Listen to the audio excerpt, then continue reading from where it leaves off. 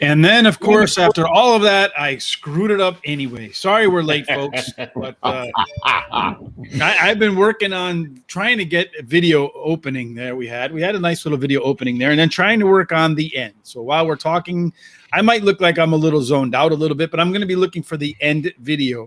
But before we get started, there's a couple of reasons why I feel like this show is very important. Number one, Order of Australia. Right, went off at like 75-1 in the Breeders' Cup. A lot of people overlooked the international horse, myself included, and it paid like some $150. Isn't that right, Tom? Yes.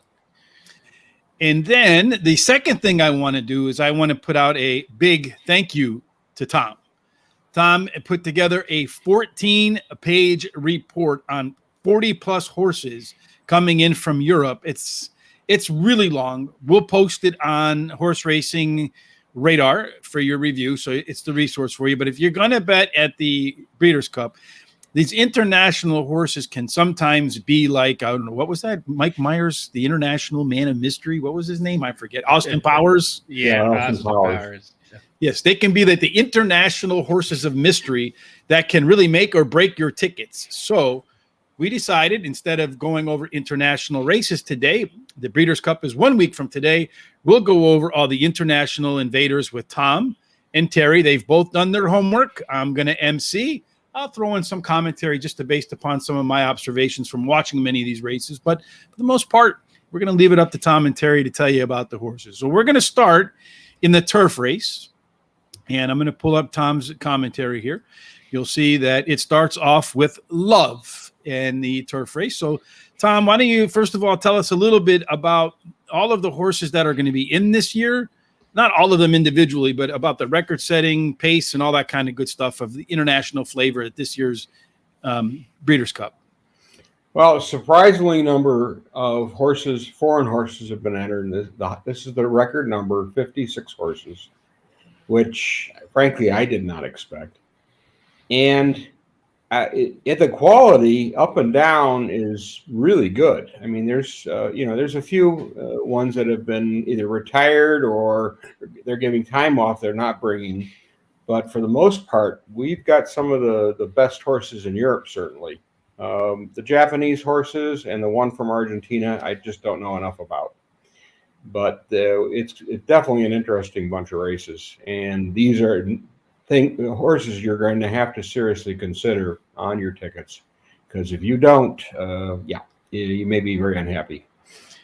Yeah, well, we felt that before at Belmont when Aidan O'Brien and what the hell the jockey Aidan, what was his name? Ryan Moore, right? Aidan O'Brien and Ryan Moore. They came into Belmont and they just killed us that day. Not you, Tom, but they killed Terry, myself, and Sean because we missed some of those horses. And it was Bolshoi Ballet, which is one of the horses that's going to be on the what we'll be talking about today. So we got a lot of races. I think there's we're covering 1, 2, 3, 4, 5, 6, 7 races, 40 up to like 43, 44 horses. So let's get rolling so we're not here until the Breeders' Cup first race post time. It's always possible. This is possible. Well, the first race we're going to go over is the turf race. And the first horse that you have mentioned here is Love. Quick, it seems to me like this horse has the back class, maybe a little bit out of form right now. So I would maybe pay attention to the workouts. Would you say that's about right?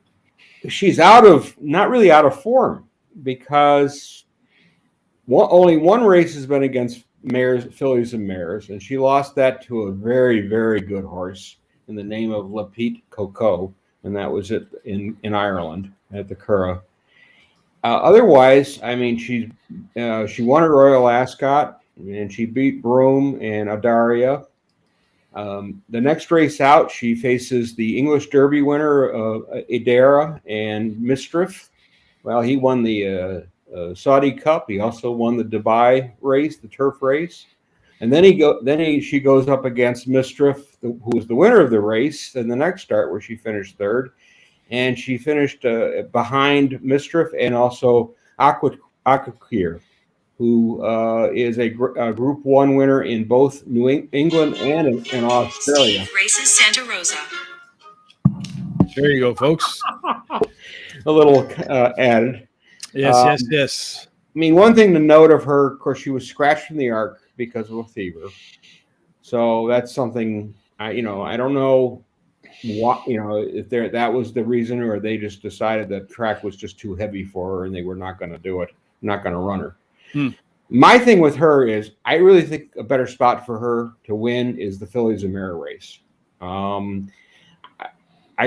Yes, she's run against really top company, but I think she's got a better chance in that race than in this one. And now she's entered into multiple races. This one and that one too? Yeah, she's cross-entered.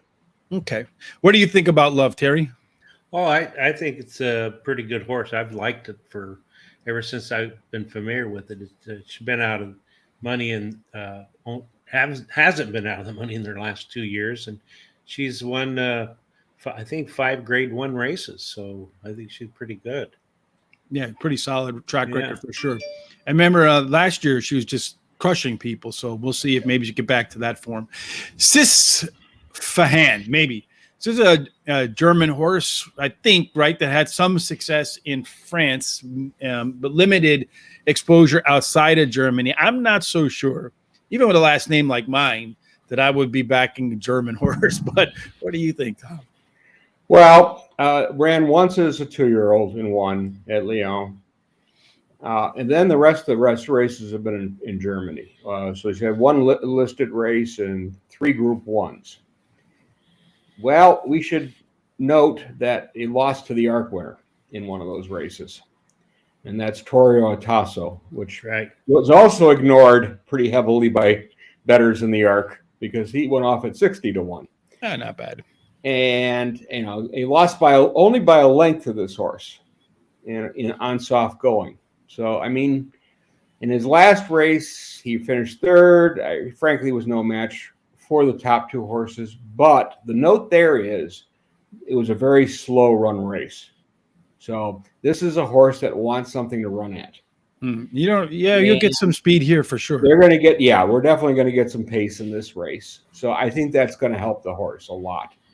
I think the firm track is an unknown for this horse because it's one on good to soft, very soft. So Delamar firm may be an issue. We don't know. And I did put a note on there. Is this another German horse fairy tale like the ARC winner was? And I wouldn't ignore this horse. I mean, they've been up against some of the better German horses, and we've seen what they've done. So including the best race in Europe. So I would keep that one in mind. Are they East German horses? No, actually, I think the Serafan is an Irish horse, if I remember. Yeah, but I'm talking back in the Cold War, those East German athletes, they're a little bit extra. I'm just kidding, of course. All right, so Terry, what are your thoughts on Sis Fahan? Yeah, I really like this horse, and I'm certainly going to use it in my when I go to bet because and you're going to be there betting it live. I am now. This horse has only missed 1 exacta, just 1, and as Tom said, he's run against some pretty good horses. So this is going to be a nice long shot to play. So Terry's going to put it in his bets. I'm not so sure about me. Like I said, I'm I'm a backer usually of the Alamanian things, but yeah. Tarawona, this is a horse that last year won this race, I think, Tom, right? How's the form been since? Good. Well, it was, they gave it a nice break of 271 days. And then I need a vacation like that. Yeah. She came out of Leopardstown in a Group 3 race and won very easily.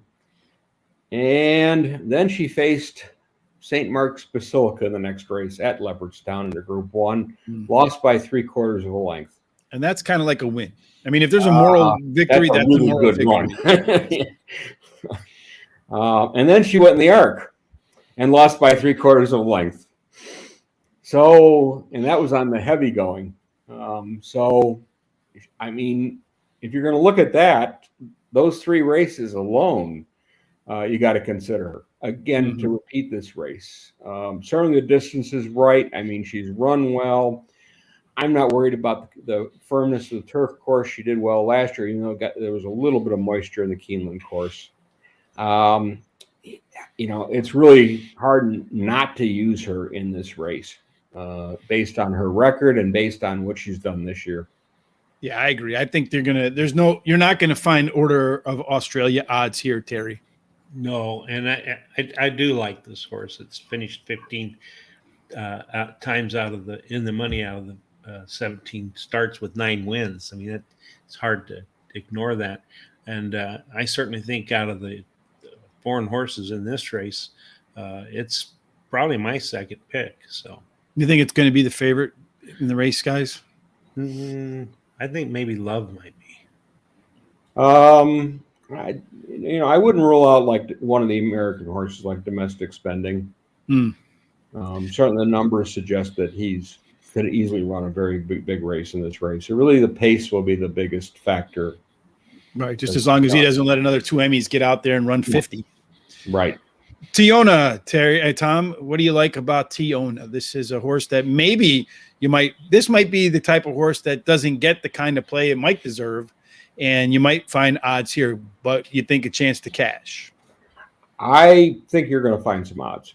And the reason I say that is because it started its career on all weather as a 2-year-old.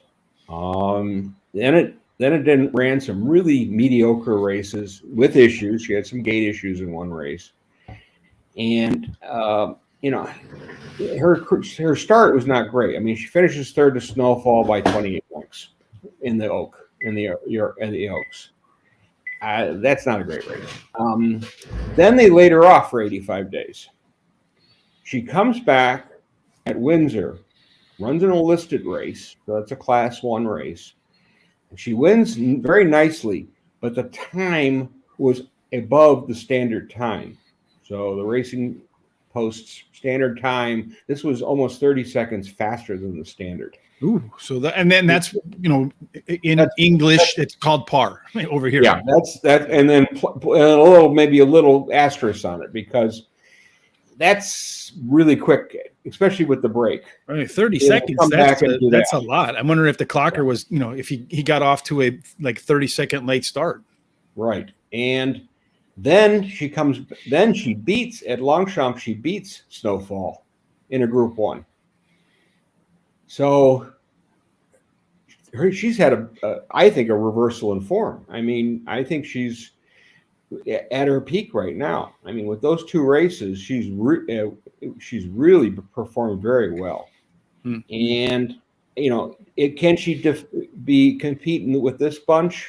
She's a 3-year-old. She was getting some weight advantages, but so is Snowfall. So we'll see. I like her last race at Longchamp. I'm going to have to think about it. Is my approach with her at this point. So really keep an eye on the workouts. If she's working well at the track, then circle her. And if she's not working well, maybe downgrade a little bit.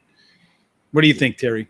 Yeah, I was very impressed when she beat Snowfall and thought same as Tom. I mean, it's a reversal in her form. And, last race she won was a Grade 1 race. So, yeah, she might be there. So Walton Street, yet another. This is a horse that ran in Dubai and then lost to Mishrif, a horse we've talked a little bit about, I think, already. What do you think about Walton Street's chances, Tom? Well, as my comment was, it took an interesting route to get here because it had 3 races in Dubai. It wins 2 and then finishes 4th to Mishrif. Took a break of 134 days, came back in a Group 1 in Germany, and ran 3rd to the Arc winner. And the horse that won was Alphastein, and that horse has won in Europe, in England and France and Germany. So it's in the Group 1 company.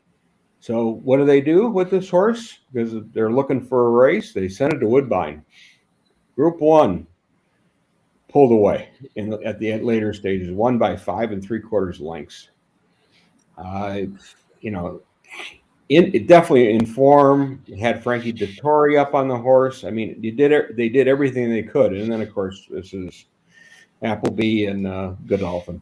That's a good combo. Are a lot of these jockeys, as far as you know, that have ridden these horses, Tom, coming over, or are they going to get rides here? Yeah, we don't know exactly who's going to ride what, but some of them have been like they get their choice on, depending on who you're working for. And I would be, Dettori, of course, is like Brian Moore and others get their choices what they want. So keep an eye on which international horses Which one they pick. Yeah, what choice they make. Maybe the choice they make will give you a little bit of a hint as to who they think is the better horse. Indeed. What about you, Terry? What are your thoughts on Walton Street? Well, this horse has only been out of the money one time in the last 2 years. And, that race at that grade 1 race at Woodbine was a really good race. Won it very easily by 5 3/4 lengths. So, yeah, I think this horse has got a good shot. All right. Yibber, I've seen this horse run. I actually picked this horse to win, I think, in an upset. And last time out at Belmont, I had the horse winning that one too, and I think it did, Tom, right? So the horse has some experience, but you think all those miles might be a little bit wear and tear on this horse, Tom? Well, I mean, the race at Belmont was against 3-year-olds, so we keep that in mind. But it was flying at the end. And the other thing to remember about that race, this was a first-time blinkers. So remember, it was dead last top of the stretch. Mm-hmm. So it ran a nice race. It's gotten better with its starts, in my mind. Last 2 starts and they won a Group 2 at New York. So it's been on the improve, because earlier it has 3 wins and it ran 6th. The 6th race you can toss. But when he fixed 6th at Goodwood, because the comment was he was running freely. Well, he wasn't paying. He didn't want to run that day. It's very simply put. Yeah. I think the track conditions are fine, and again, it's another Godolphin horse. Terry, what are your thoughts on what you've seen from Yibber? Well, going for a hat trick, which is one of my favorite things, 3rd in a row, and just the last win was at Belmont Park. So, and during her life, has 5 wins out of 11 starts, as Tom's put up here. So yeah, this is another real quality horse, and it looks like he's really came into form here recently. So Tom and Terry, I mean, I noticed that a lot of these international horses, they tend not to press the lead. They tend to make their moves middle and late in the race. So any of the horses that we talked about so far, are any pace setters in these, or would you say most of them so far are closers? Love could be a pace setter. Okay. Yeah, she'll be up towards the front of the field. A couple of other horses that are in this race, Japan possibly also eligibles, and Broom. Between the two, Tom, which one do you like better? And tell me a little bit about both. Neither. So you just pass on these two. I do like some of Japan's late legs, though. I mean, you're right. He's been better late, but I mean, the only horse he's beaten, and it was in a Group 3 race, and it was Truchon. Well, Truchon is a distance horse and not a short, and so that was just a tune-up for Truchon. That was not a real race, because he went on, of course, to beat Stradivarius. He was a good horse too. Yeah, and maybe a little old though. Yeah, well, no, Stradivarius is going to train for another year. They're going to run him 1 more year, so we'll see. Truchon's is younger. Obviously, but but beating that horse, I don't really see that as, because that's not, if Japan had to go a 2-mile race, it would have not been in the money. Broom, it's run some okay races. I mean, it ran a nice race at Longchamp, and it was beaten by the Japanese horse Deep Bond. This is a prep race for the Arc, and neither of them did anything in the Arc. I mean, he was 11th, and Deep Bond was 12th. 2 that are just looking for some Southern California fun in November, huh? Yeah. How about you, Terry? Any thoughts on these 2 horses? Just that Japan ran an early disappointing race last time out, and it looks like to me that going down in form rather than coming up. So no, I'm not interested in that one, except for I do like the name. But other than that, yeah. So now we also have a couple more here. We have Bolshoi Ballet and Mogul. Terry's active today with the electronic sounds. It's the wife calling. Tell her we said hello. All So, Tom, you don't have much notes here for Balshoi Ballet. Are you kind of souring on this horse? Yeah, its last races have not been good, and it won it first start at Belmont and then 2 Force, and I don't really see it improving. And against this field, Ebar's a 3-year-old. I'd pick him way over Bolshoi Ballet at this point. And Mogul has not. He ran a Dulce 6th at Deauville. He's shown very little. He's only had 1/3. His last one was in Hong Kong, and that was last year. So no form pass. Tom leaves it at that. The next race is, as you can see on the board here, the Filly Mare and Turf. Let's talk a little bit about that. When you have Adaria as do you have these in alphabetical order, or did you list them in terms of your favorites? No, these are just in they're not really in alphabetical order. They're just random order. Them off when I was looking at putting the horses down and then doing a little research.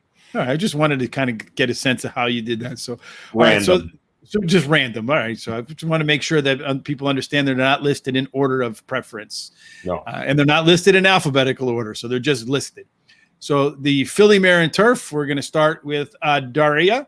So hope all well with the Mrs. Terry. So Yeah. Daria in the Filly and Mare Turf. Tell us about this horse, Tom. It's the Breeders' Cup winner last year. Mm-hmm. And it paid okay, if you remember correctly, just like Tarwan did. Her last race, she ran 4th. And it was on a heavy track, so I don't think she really liked the track, but she only lost by 1.5 lengths. So, and that was the Prix d'Opera, and obviously Group 1. Prior race, she lost by a head to Grand Glory, who ran second in the Prix d'Opera. You're again running against good company, and running against fillies and mares. Her nothing race was at Goodwood, her first start of the year. She lost to Love. She was not in that race. Her form is okay.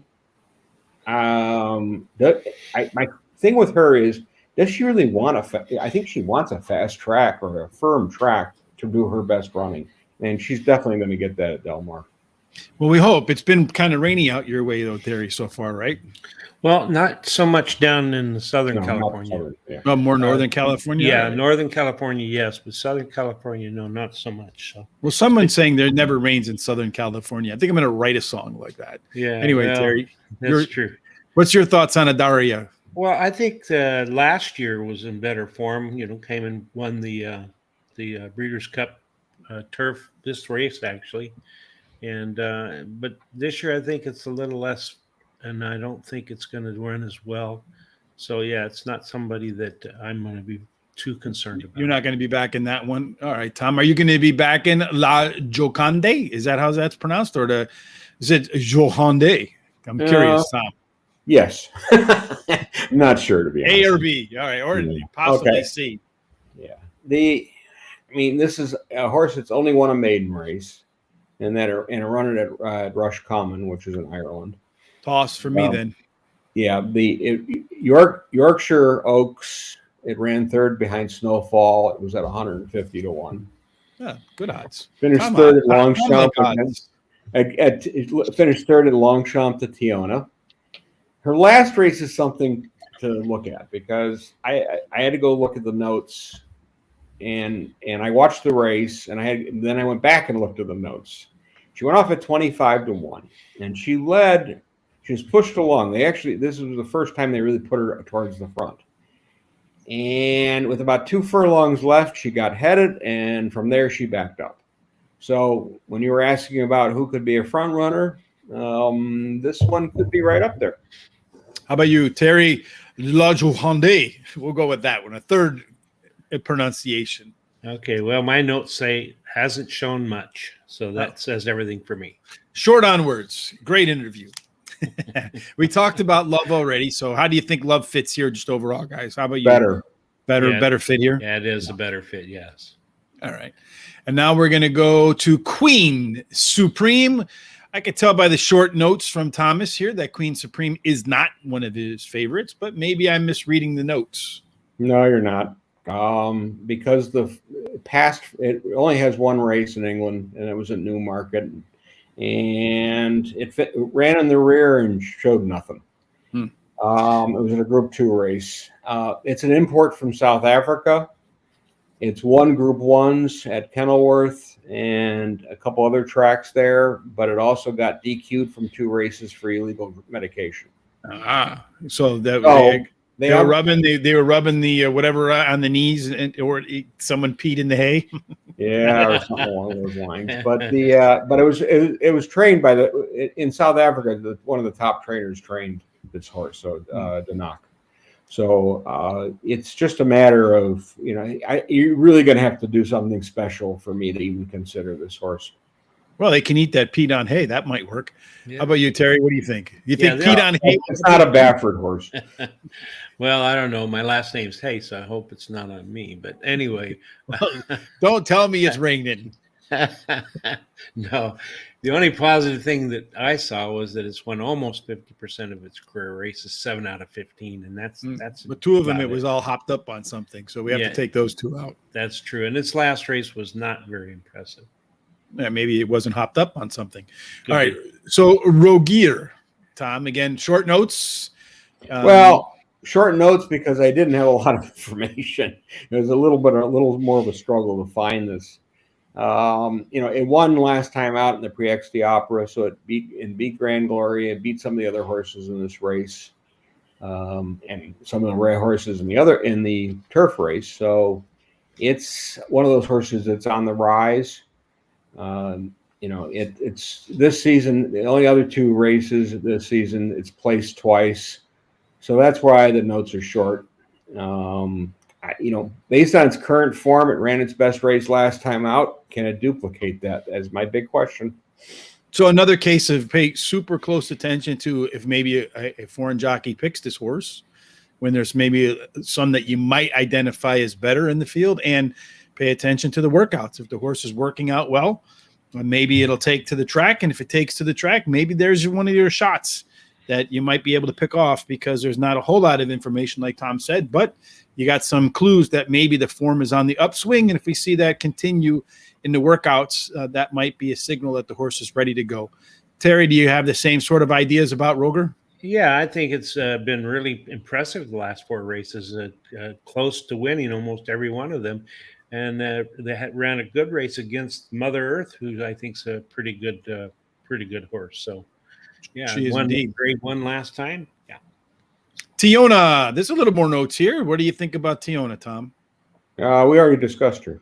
Oh, we did. Yes. Yeah. So we got so many horses She's up for the turf race too. So is this like Love a better fit, or is the other one a better fit? I think this is a better fit for her, facing fillies and mares. But we'll see. How about you, Terry? You think she's a better fit here or in the turf race? No, I think this is a better fit for her. So, yeah. So of the 2 also eligibles, you have Acanella and Ocean Road. Tom, which of those 2 do you prefer? I prefer Acanella. Based on her last race, she just had all kinds of trouble. And she ran 7th, she just was inside. She had lacked room at times. They tried to move her up. The jockey tried to move her up, and I just didn't know. I think this horse wants a good to firm track. That's basically what's run on. 2 things that are going to be my factors here. One is the distance. I don't know if that's good, and really the post position is going to be an important factor for this horse.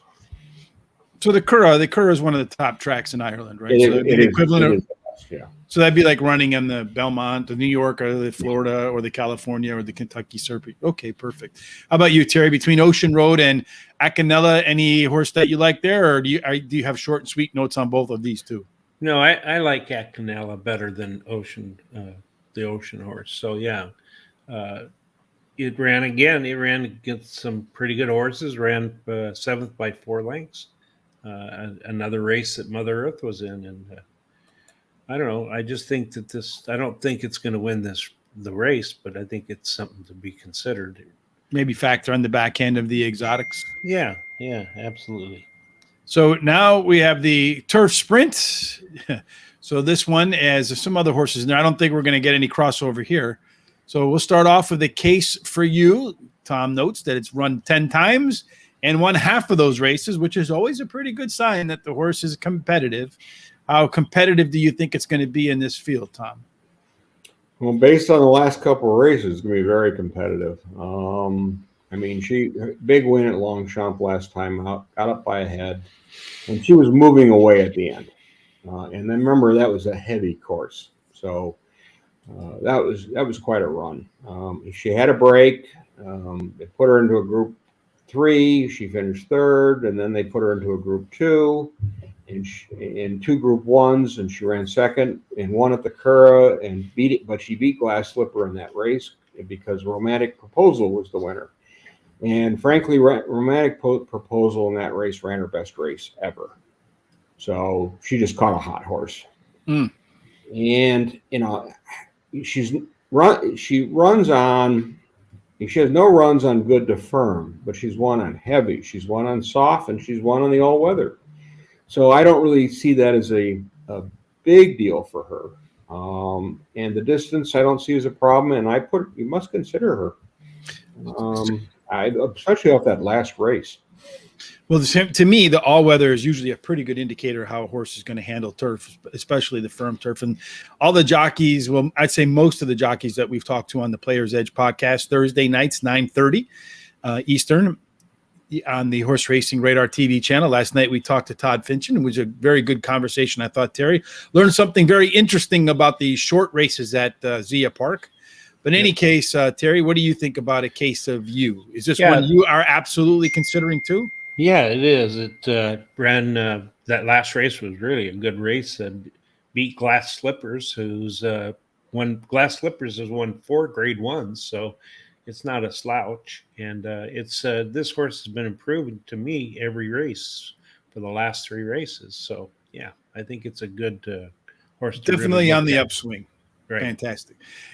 Emirati Anna. This is a horse that looks like it has some pretty good top rating there. It's similar to A Case of You, the top rating coming in at 121, which is that the peak number for that horse, Tom? Yeah, that was in his last race. Mm-hmm. What do you think about this horse on the upswing? A good chance to win here? Well, if you remember, you picked this horse in one race and it won. So, I don't remember. You liked it before. What did it win at when I picked it? I did not like it in that race, but that was my mistake because it paid nicely.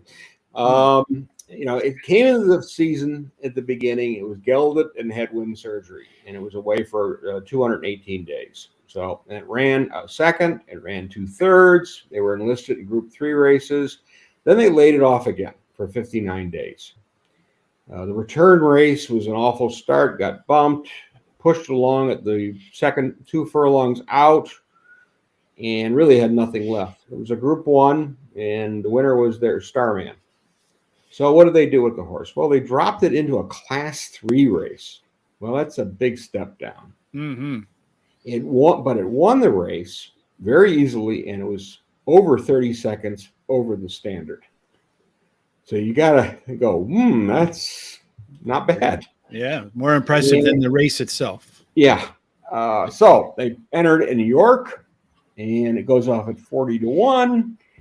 It lost to Winter Power by a length and a quarter.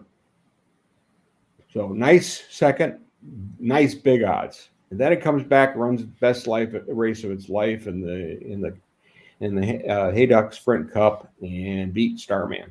Yep.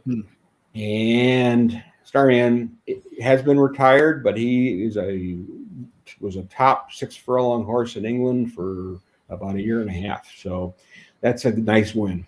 It is a nice definitely. That's why I picked him. Yeah, I couldn't remember I picked him. Yeah, definitely in form. He's definitely going to want the firm going, and he's going to be closing. He gets the right trip. again, that post position is going to be very important, especially in this race with the sprint. Absolutely. I think it's got a great chance to win. He's going to be hoping for a lot of early pace. Terry, What do you think he's got a great chance to win too? Absolutely. You know, this trainer wins 50% of the races when he ships to the U.S. So this horse, won a grade 1 last time. And again, it's the 2 out of 3 in the last 3 races. So I think apparently he's got a 100% chance to win when I pick him. Just don't remember picking him. Right. Because we pick so many horses in so many different races that one just kind of bleeds into the other for me. Yep. Glass Slipper, you guys have talked about this horse a couple of times, losing to some of the horses that we've talked about, or being right on Glass Slipper's tail. Is Glass Slipper? You don't think that the Glass Slipper is one to consider here, Tom? Well, I do. I mean, she's run thirds, is the best way to describe it. And case of the hangs. She's faced Sousa.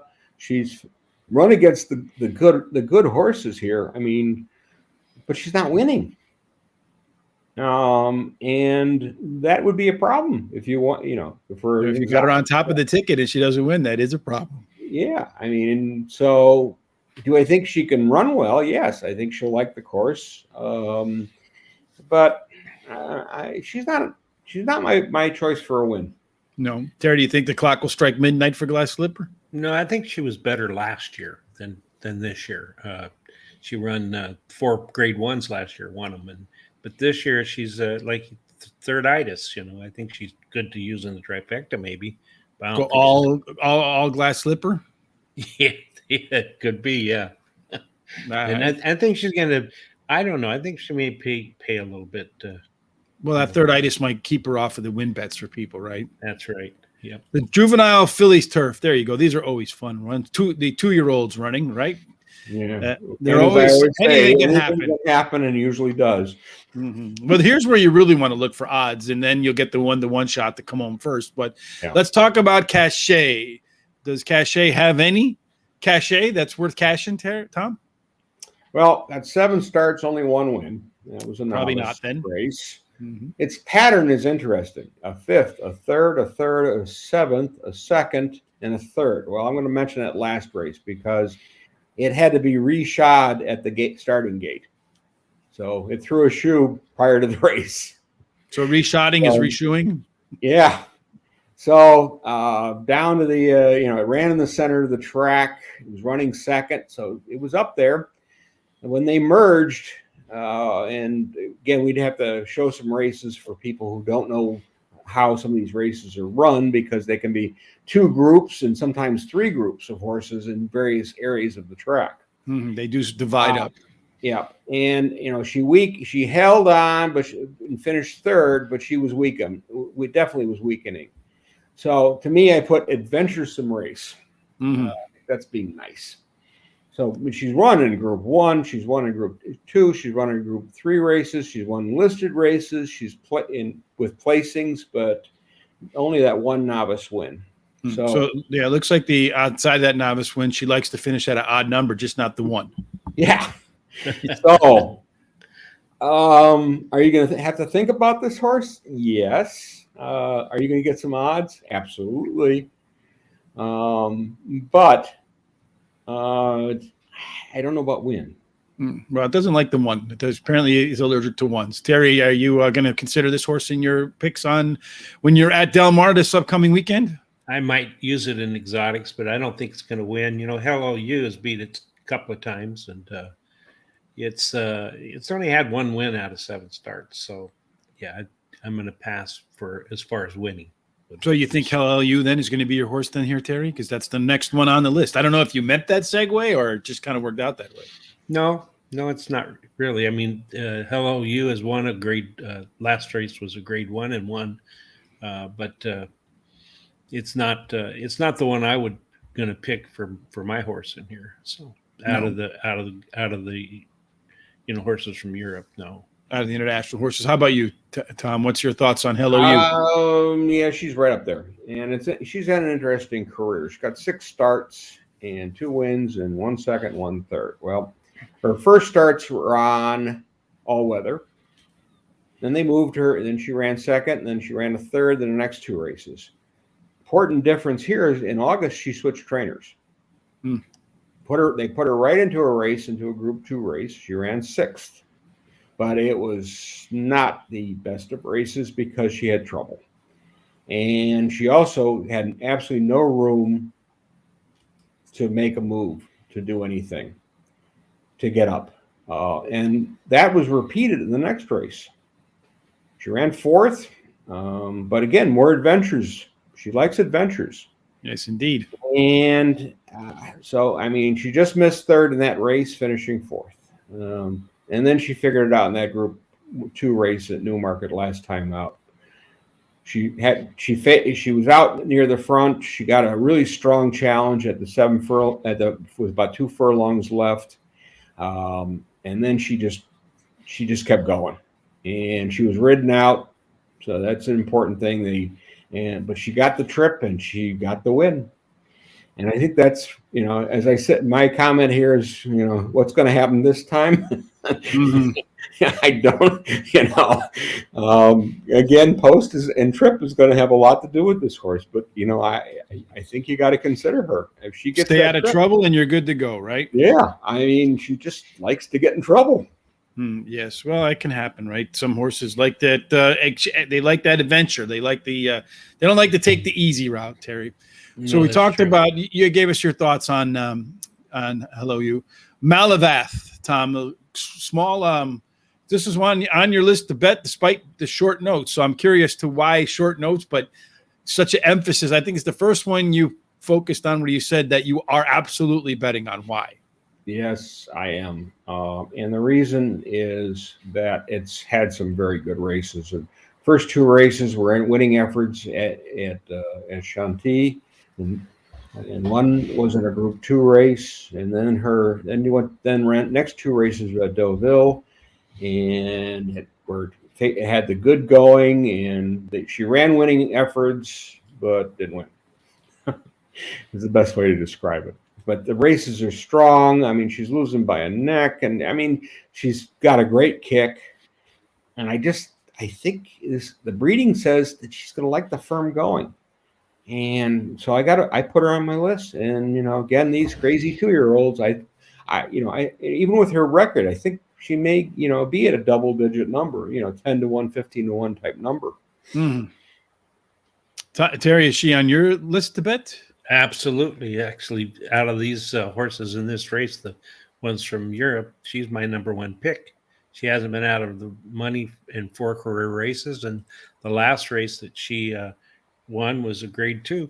The only question I have is, can she go the mile? So, well, we'll find out. So a lot of these horses, Tom, they haven't run 2 turns over in England because they run straight for some of these. Right. Have any of these horses got turns in them, or is for many of these are going to be the 2-turn challenge, you think? Well, keep in mind that they may not be running in races that are 2 turns, but they are training on 2 turns. A lot of these horses train at their training facilities, have turns. So they're schooling them on how to handle those turns. Okay. So Just thought that would be something, because you notice a lot of handicappers on TV and so forth. They'll talk about the 2-turn test and so forth. Or I'm not even sure, is Del Mar 1 mile a 2-turn mile, or is it a 1-turn? Is it a 2-turn? Okay. Turn. So I'm was kind of curious about that. that. Again, post position is going to play a huge role in what the performance of some of these horses is going to be. So if it draws outside, then I'm probably going to toss it. If it draws inside or in the middle, you're going to have to think seriously about that horse. And also, the rail has been in the summer meet at Del Mar has been pretty good. So those inside horses may have the advantage. And we'll have all of our normal profile of a winner at a particular track, post position, where you want them to be early on in the pace, that sort of thing, what the profile of a winner looks like when we do our wagering guide at Guaranteed Tip Sheet. So you want to make sure you check that out. I'm hoping that we'll have it out by hopefully Wednesday. but it's a lot of work. So we'll see if it's out Wednesday. Ms. Scene. This one, Tom, I think you wrote a book on this one. Why so much? Do you like this one a lot or just a whole lot to consider? I think there's a lot to consider because its last race it finished 4th, but it looked green in the race. It broke fine. Then it decided to back up. It was forwardly placed, then backed up. And so it was back at the rear of the field. It was short on room. It made no impression, but it also switched left during the race. Well, our tracks are what way? What the 2 turns are? Mm-hmm. Left. Yeah. So strange running, but something you got to think about. I mean, she won a Group 3 at Goodwood. She was on the inside and just got up by a neck. So she likes that rail. She likes that position. So again, post position may play a huge role here. Her novice race was also a decent win. It was at Haydock, and she again went on and held. Was behind the leaders and just made a little burst, and then won by 4 lengths. So that's the only thing with that race is there's no winners have come out of that race. That would be my only head scratcher. So not a key race. But the Goodwood race definitely she showed something. So that's why I'm going to think about it. But I'm also going to think where is she? That post position is because I think again another 2-year-old that's going to play a key role for. As long as it gets a good post, you feel like she'll have a good shot. What about you, Terry? What do you think about this horse? Well, yeah, she's won 2 out of 3, and I think the post position has a lot to do with how she's going to do. Yeah. So, Crazy Land for crazy 2-year-olds. Maybe we should if we go by names, maybe we should go by Crazy Land. You say it's going to be a big price that it draws in. You missed Zane Claudette. Zinc? Oh, I didn't highlight it. That's why. That's why it looked like there was so much notes there, Tom. So what happened? This is another one that you picked and won. Yes, I know. I remember that name for sure.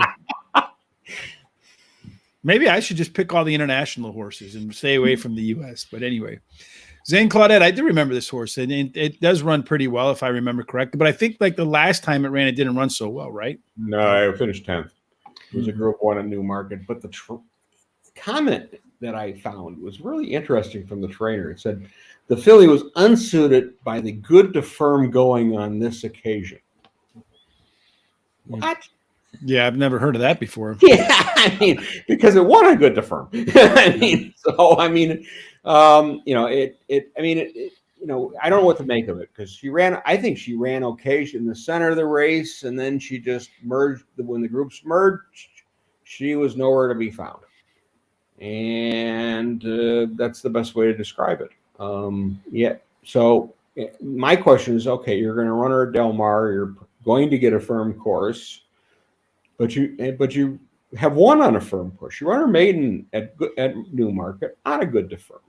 Mm-hmm. She's also run her other 2 wins are on at Ascot and at York on good to firm. So maybe it was the track. Maybe. I do think it was interesting that they're going to continue to use Ray Dawson. Ray Dawson had a bug earlier in the year, so he was an apprentice, and that's just come off within the last couple of months. And he's done fine on her, except for that last race. Well, maybe on this occasion, maybe Zane Claudette will prefer the firm. It'll be interesting to see what the comments are afterwards. Yeah, Terry, I'm very curious on this one. What are your comments on Zane Claudette, Terry? Well, I wrote, what happened last race with a question mark. And then, well, now the filly was unsuited by the good to firm going on that occasion. I guess so, yeah. Mm-hmm. And then prior to that, though, was it within a neck of winning 4 races in a row. So, yeah, this is a horse I would really consider as a horse to look at. For sure. Crazy Land, top rating looks a little bit low relative to some of these other ones in here, Tom. That's why you think it's going to go off on a big price if she can draw in. Yeah, she's to me. She won at Windsor and then ran a bunch of average races, a couple thirds. One was it's been a mixed types of races listed: Group 1, Group 2, Group 3s. I mean, Group 2, Group 3s. They've all been at fairly big odds, except for her maiden win. She was a favorite there. I, if she runs a good race, she'd be fine. I think she'll like the firm, but she's a big price, and Yes. I probably would pass on her. Simply Forgettable. Terry, are you going to sing the Simply Forgettable about this one? That's it, because in my notes I have nothing written whatsoever about it. So That's what you wrote? Nothing written whatsoever? that's right. Yeah. All right, juvenile turf. Now we got the 2-year-old boys, for the most part, trying to figure out what they're going to do on the turf, which is, again, the 2-year-olds are always just so much fun to figure out what they're going to do. One day they look like they're Triple Crown champs. The next day they look like they should be retired to the farm for pets. So is Al-Bahar going to run a Triple Crown race or a pet race, Tom? Well, I got 5 starts and 4 wins and 1/3. That's right. So it sounds like it's a okay. Triple Crown threat. Yeah, well, how about a Guineas threat?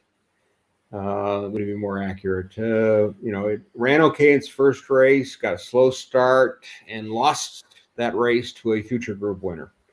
So then they put it in races and from 7 furlongs to a mile, and it hasn't lost since. Must have been a handful because they gelded it in June. And that seems, and then they raced in that novice race for a win at Haydock. And that made the difference. Another novice race won by 4 3/4 lengths. And then next up was a listed race. It won by 3/4 of a length. And then they put it in the race at Woodbine, and it won kind of for fun, I thought. Won very easily, Group 1. So it made the jump to that level. I don't know. That race quality is, always a question mark, and so are the other races, but you can't complain about its race. And then, of course, it did have to take one turn at Woodbine because that's what they'd run there. So it'll be interesting to see what it can do at a mile and 16th. It'll be interesting to see for sure. Terry, what do you think it's going to do at a mile and a 16th? Yeah, I think it's going to do very well. I was really impressed with the race at Woodbine. It went easily for fun, like Tom said, and the trainer gets with 2-year-olds finishes 80% of the time. So, it just seems to me, just anecdotally, that I don't have any hard data on this, but I feel like the Woodbine horses do better when they ship to Florida, particularly Gulfstream, than when they ship to just about anywhere else. So that'll be curious for me to see.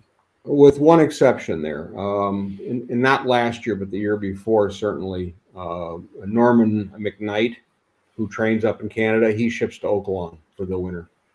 And he's had a couple really good seasons, and then he's had a couple stinkers. Well, we'll see how that Toronto to Delmar angle works come next Friday, right? The juvenile races are on Friday. Yep. Week from today. Dubawi legend. Is that about right, Tom? Dubawi, you think? Dubawi, yeah. All right, good. He was a very good miler in his day. He was an excellent horse. So how's this one going to do at a mile and a 16th then? I think it's got a chance. Comes in, had a 52-day layoff. And it's from its first 2 races, and then ran second to Native Trail in a Group 1 at Newmarket. And yes, Native Trail, you'll see his name in a couple of these horses because he's very good. And he went off at 12-1, so bettors were not so keen. Nope. Won at first asking at Doncaster by 5 lengths, and he was the favorite in that race. And tried Group 3 at York. Went off the favorite and really was soundly beaten. And I had the winner that day, which was Royal Patronage, and he went. I had that horse too. Yeah, he had that. He went off at a ridiculous price, and he won. He's also won his next start, and then he lost at one. So last time out, he did not do anything. And I think it may have been a little too far for him. Big thing note with this horse is all the races have been at 7 furlongs. So, but I don't think the distance will be an issue for this horse. No, he tends to come at the end of the race. Yeah. Matter of fact, so it'll be interesting to see. I think the good to firm is exactly what this horse wants. What are you going to say, Terry? I was going to say, matter of fact, I think it needs this extra length, extra furlong. So I think he's going to do very well in here. Ran second, of course, in that grade 1. And if you add that extra furlong, yeah, probably going to maybe get there. So you think the extra furlong is going to work to his advantage? I do, yeah. Okay, sounds good. That's something to keep in mind. These horses running around at different distances, are they better suited for sprinting or for routing? Terry and Tom both agreed Dubai Legend probably benefits from going a little bit longer. Glowntown. Is that about right, Tom, you think, in terms of the pronunciation, or should we go with... I'll go with it because I couldn't pronounce it either. Well, I am the official pronunciator of horse racing radar, so it is now Glowntown. Anyway, fire away with Glowntown. All right. Well, it won its maiden race. It beat a group winner, group runners, and it won by a neck. And then they put it away for 175 days. Comes back, runs a 6th to the Native Trail. We've already talked about that horse at Newmarket in the Group 1. But being a 2-year-old, of course, he had excuses. He stumbled. He's 2. Start. You don't need any excuses. Running. He went left. We've talked about that before. And he really was very even, one pace at the end of the race. So not a great race. But his next start, he won in Leopardstown in Group 3, caught the leader late and ran and went forward. So I don't know. I'm going to take a pass at this point on the horse, but it'll be interesting. Do you have any interest in this one, Terry? No, I'm going to pass too. Although that race that he ran 6th, he did have a lot of excuses, stumbling during the race and being all over the place. So, yeah, stumbling and running all over the place usually aren't a good combination. That is green. Yes. Great Max. This is a horse that looks like Tom thinks maybe the good might be to his benefit. Is that correct? Good firm? Well, we'll see. I liked him at Royal Ascot, and he ran in a listed race, and he ran 3rd. He won his novice race without too much trouble. Then he moved into a Group 2 and lost to Native Trail. You've heard that name before. Yep. His last race, he finished 5th behind Native Trail. And in between, he got beat in a Group 3 by, it was the Queen's horse. Who's now in the Hall of Fame of horse racing? Yeah. Mm-hmm. About time. It's about the only thing she didn't have. Yeah. She's won on soft. And apparently in a daughter-in-law who's accommodating. He's run on soft. He's run on good. He's run on good to firm at 6.5 and 7 furlong races. A miracle's got to happen, I think, for this horse to do anything. What would you say? 75-1 is a miracle, or is it yeah? Well, it's going to be something like that. Yeah. Are you in agreement with that, Terry? Absolutely. I have no comments whatsoever about the horse. So the only people who should be betting Great Max are people with the name Max. Modern Games, Charlie Appleby, Godolphin horse, usually a good combination, Tom.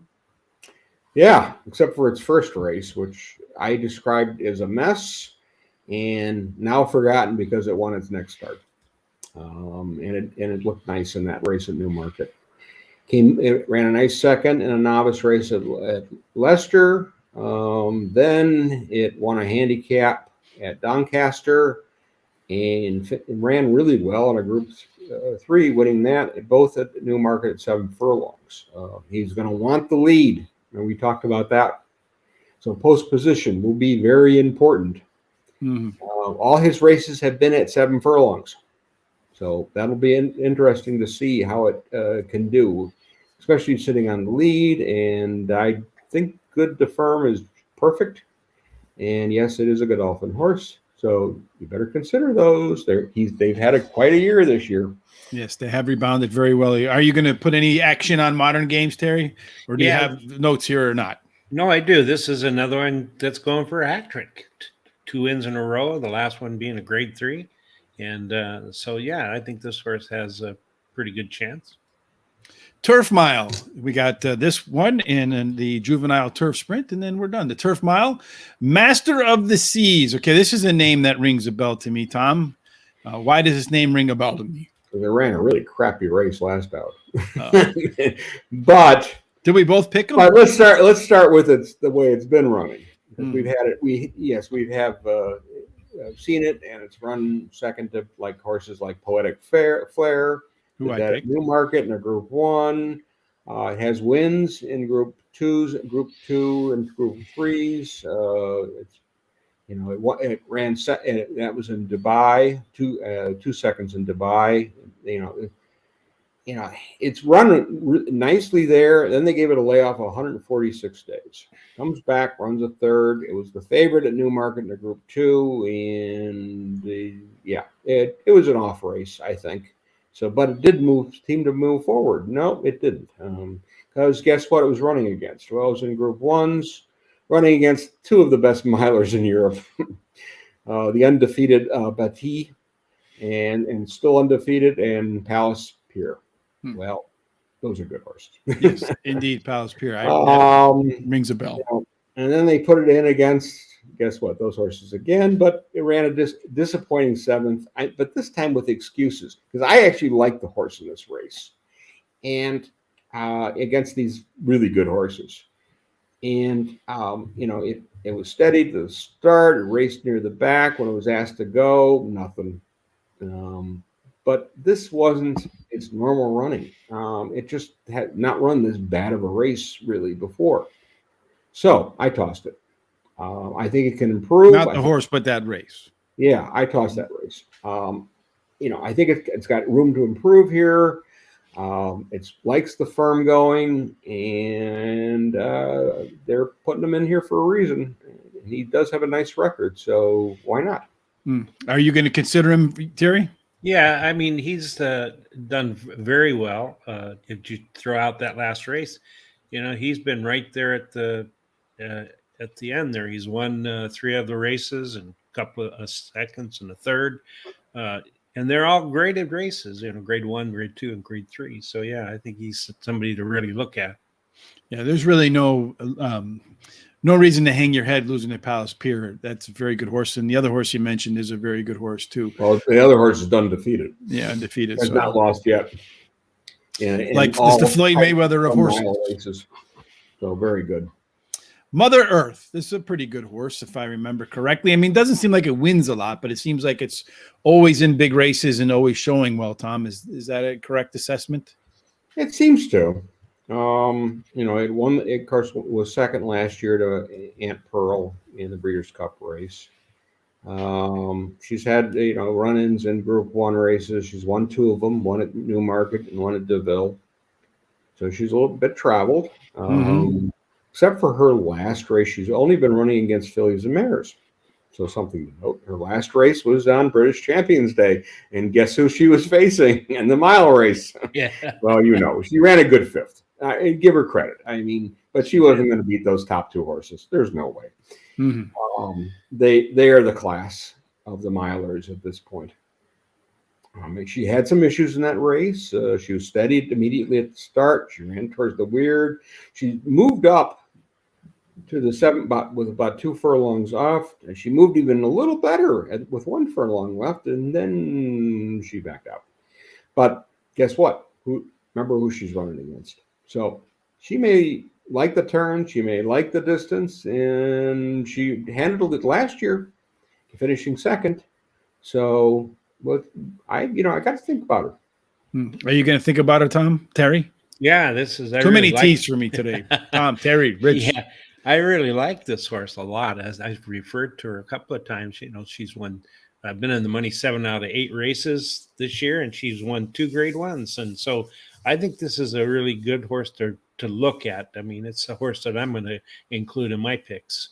So. And it's not so uncommon over in England or Ireland for the girls to face off against the boys. It is here, right. But still the boys tend to have a little bit of an advantage over the girls, a little bit bigger, a little bit stronger, that sort of thing. Yeah, they usually do. Yeah. The top females though can compete for sure. Order of Australia, not going to get 75 to 1 this year, Tom, are we? No. And but its last race was absolutely awful. So maybe we will get 75 to 1. You never know. It finished dead last in a field of 12. It raced better before this, though. It had a good race at Longchamp and another one, a good race at Deauville. Finished second to the aforementioned Baid and third to Palace Pier. So not, again, racing against good company. But its first start of the year at Royal Ascot showed absolutely nothing, finished 8th, and Palace Pier won that race. And they shipped and dropped this one in class to a Group 2 race, and it was at 7 furlongs, which is an unusual distance for the horse, and it won. Then Goodwood, not much. The French races are much better, in my opinion. The last race was awful, and I can't play the horse.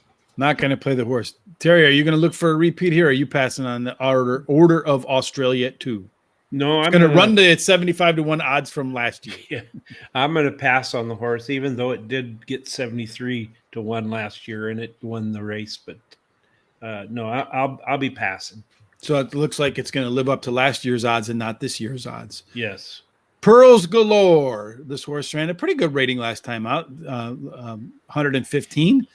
She's been running pretty well, Tom. You know, she's going to run well on the Breeders' Cup. This one's on Saturday, right? The turf race. Yeah, she's has run well, but she only has one win at a Group 3 level against fillies and mares. But she ran a really good race last time out of Longchamp. She lost by 2 lengths to Space Blues. It was really her best. Well, I think her best race of the year. Mm-hmm. And based on the rating the handicappers gave her of 115, they agreed. She's been in the money in her starts this year, but no breakthrough wins at the top level. And I put yet, because I think she's got a nice chance here. She's running all kinds of tracks, from really awful to good to firm. And I think she's got a nice chance here.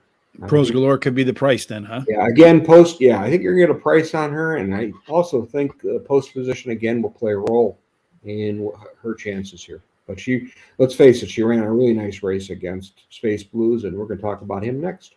Yes, indeed. Terry, and your thoughts on Pearls Galore? Yeah, I go along with Tom. I like the horse. She's been in the money 5 times out of 5 and won 2 of those races. Of course, they're not big grade races, but she did run a nice second by a neck in a grade 1. So I think she's a horse to really consider and keep in mind. So this rating on Space Blues is pretty much top level stuff, Tom, from the last race out. Oh, yeah. Unbelievable number. So you think that unbelievable number here is going to be achievable again? Well, I don't think so, because his races, he's run most of his races at 7 furlongs, and he has 9 wins at 7 furlongs. Okay, 18 starts, 10 wins, 3 seconds, 1/3. Okay, his races at 6 furlongs have been awful. His races at 6.5 furlong, he finished 3rd. He really, and going at a mile, I don't know. I mean, the turns I think will help a little, but I just don't see it. And he came off a 122-day layoff, ran 4th in a Group 2 at Goodwood. It really wasn't a very good race. And then he wins 2, one in a Group 2 at York, and then he runs really well at Longchamp in a Group 1. I just think his non-7 furlong races are not great. And so I'm going to write him off, and I'm going to say he's not going to run the money. So you think the distance is too much? I don't think it's his distance. Terry, you agree the distance is too much, or are you going to counter Tom here?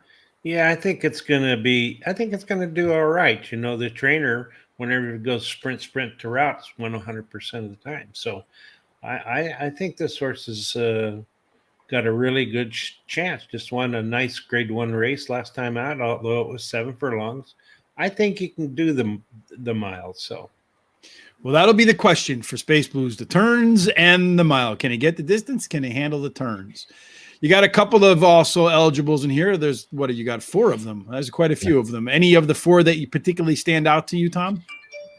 Yeah, actually, Real Appeal stands out to me. 19 starts, 6 wins, a second, and 4/3. It got top rating on its last race by the handicappers.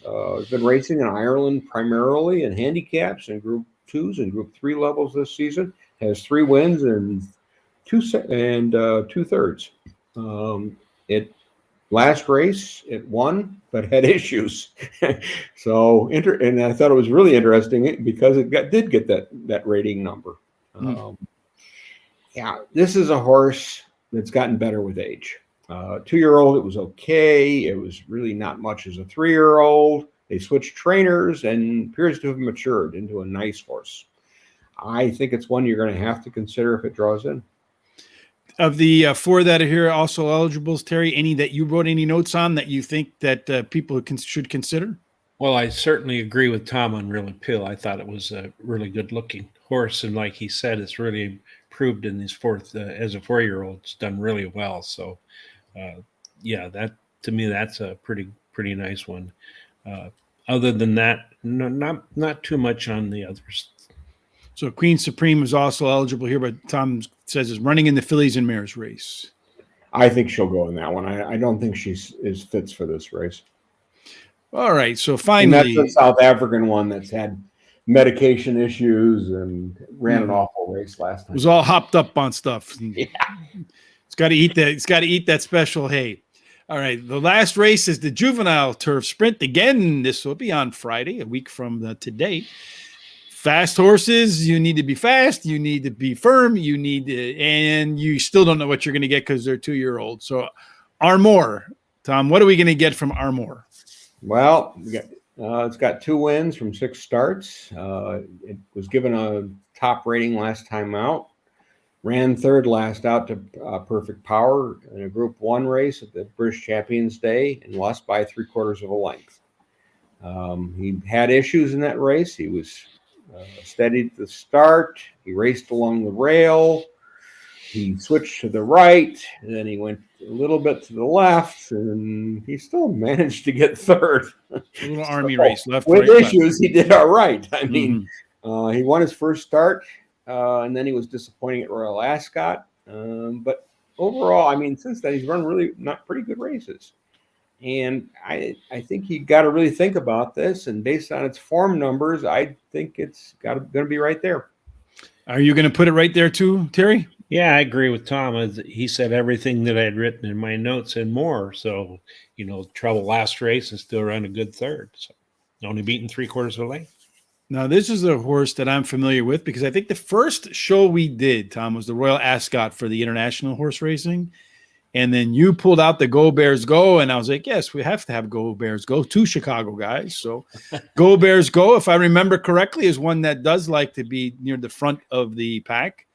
Should be part of the pace setters, and just seems to me like at times hangs a little bit at the end of the race, but should be competitive from beginning to end. But I think the reason is, like the last race where it lost to Native Trail, we've heard that name, it was a 7-furlong race. It has a win at 6 furlongs, but I really think this is a horse that's suited for 5. It won a novice race at Ascot, and then was second to Perfect Power at Ascot in the Group 2 race. And I just think that 5 furlongs is a better note. Now, the form cycle says he's going off form, but I think that the distance is going to make the difference here. So you think that 6 furlongs is still just too long? I think 5 is in his wheelhouse. Spot on. Terry, how about you? Are you going to back the Go Bears Go horse, or are you going to expect it to fade too? Well, I'm lukewarm on it. I think it just needs a shorter distance. Also, it's won a couple of races. One of them at Grade 1, and so yeah, I mean, somebody to look at, but it's not somebody that I'm really that hot about. So this is one where pace is going to be everything. Get the right fractions. It can make it 6 furlongs. If they're going to run hot, it's going to have problems. Hierarchy. This is a horse that's run 4 times, never been off the board. Tom, is it going to hit the board here? I think it's got a good chance. Ran second at Newbury last time out in a Group 2 at 18-1. He dwelt at the start. He led with 5 furlongs out, so they rushed him up. He went clear at 2 furlongs out. And his lead reduced, and 1 furlong out, he got headed and was beat. Hmm. He's run all of his races at 6 furlongs. But they've been on the turf and on the standard or slow for all weather. He's won on both surfaces, which is always encouraging. Hmm. And he is another one of those ones who's going to want the lead. And I think a shorter race may play right into his hands. Right in his hands. And we know, too, that these tracks on these big days, the Breeders' Cup Day, the track is going to be all souped up. So speed horses should get even more advantage than they normally do when these tracks are going to be hard, firm, fast. There's no question about that, Terry. Right. Do you think the hard, firm, fast, souped up big day racing is going to help hierarchy? I do, and I think out of the foreign horses in this race, that's my number one pick. Hasn't been out of the money during the 4-race career, and the last race was a really good race, only beaten ahead in a grade 2. So I think it's a good pick. Is Quick Susie quick out of the gate, Tom? Nah, she'll want to be in mid-pack. My notes on her are, she's had a layoff of 67 days before her last race at Deauville. Ran a Group 1. It was a disappointing race. She finished 9th to Perfect Power. And, she had her chances in this race. That's what's interesting. So when I say that, I'm looking at it in terms of form. And I don't think she was in form after that break. I think she needed that race to get her a little bit sharper. And based on some of her other races, she's done pretty well. Yeah. Maiden win at the Curragh in her second start, which was against males. She had a good second in a Group 3 at Nance. And then she won at Royal Ascot in a 5-furlong race, which was a Group 2. There were 20 horses in that field, and she was 8-1, and she ran an excellent effort. 20 horses at deep field. Yeah, she's won on yielding. She's won on good to firm. So I think you got to think about her. And I think definitely not facing 19 others race here. Yeah. Yeah, I think you toss that last race. Yeah, I agree with. Go ahead, Tom. Terry? I was just going to say I agree with Tom. I tossed that last race, and I think this horse is going to have some pretty good odds. And it's one to really look at and consider because it's been right there other than that last race. Top rating's a little low relative to some of the other horses you have in here. Like Twilight Jet has a top rating a little bit higher, Tom. Twilight Jet is a horse that you think is going to have to rerun what it just ran, but otherwise you think it's unlikely to finish in the money. Yeah, well, its form cycle says it should do well. I'm not convinced. It won its last race at Group 3 at Newmarket at 5 furlongs. It raced on the far side and really moved very strongly. And the far side that day was winning. So I like to keep that in mind. So it was the jockey placed it correctly, and it did what it had to do. And he's not done much in the Group 1s. He's had some placings in Group 2s. Yeah, these are 2-year-olds. He's won on yielding and good to soft. So firm has some question in my mind. And I don't know if he can duplicate that last effort. Could be tough. Do you think Twilight Jet's got any shot to duplicate the last effort, Terry? No, I don't think he will either. I think, he's done all right. He's had 5 out of 10 races in the money, and he's won 2 of those, but including the last one, which was a grade 3 at Newmarket Academy. But yeah, I'm not one. It's not one that I'm going to consider in my picks. All right, Vertiginius looks like the last of the horses we know that's going to be in the races. Tom, this one has a little bit of a lower rating still. So do you think any chance it can bump that number to where it needs to get in order to have a shot? Well, my initial rating was no.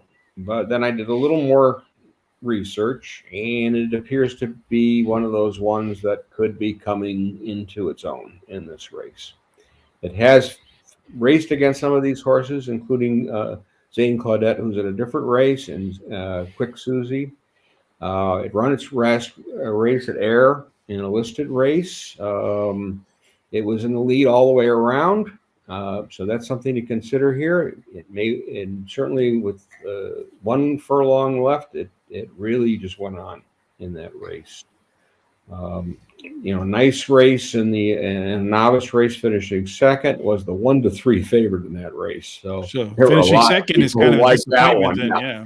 Yeah, again, ran on the lead, but it was that was a 6 furlong race, not a 5 furlong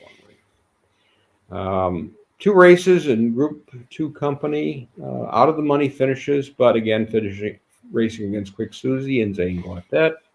We know those are pretty good horses. Mm-hmm. The other note to put on that race at Ayr was that this was a very fast run race. It was, again, another one of those at 30 seconds faster than the standard. So I said no before. Now I'm going to say, Maybe. yeah. And by next week, yeah, and being on the lead, even better. We'll see, of course, what the U.S. horses do again in that situation. But this one breaks well. It could be right there. Terry, do you think it's going to break well and be right there for you, or what's your thoughts? Well, I'm not a big fan of a horse breaking its maiden and then coming back against horses that have ran and won more than just their maiden race. So, although it looks good, I'm not going to play the horse. Yeah, I'm not a big fan of horses breaking their maiden and then jumping straight up to like the top level race that you can probably go to. Finally, after 1 hour, 20 minutes, and 56 seconds, Thunder Love. Was it worth waiting an hour and 21 minutes to talk about Thunder Love, Tom? No. Disappointing end to this movie, folks.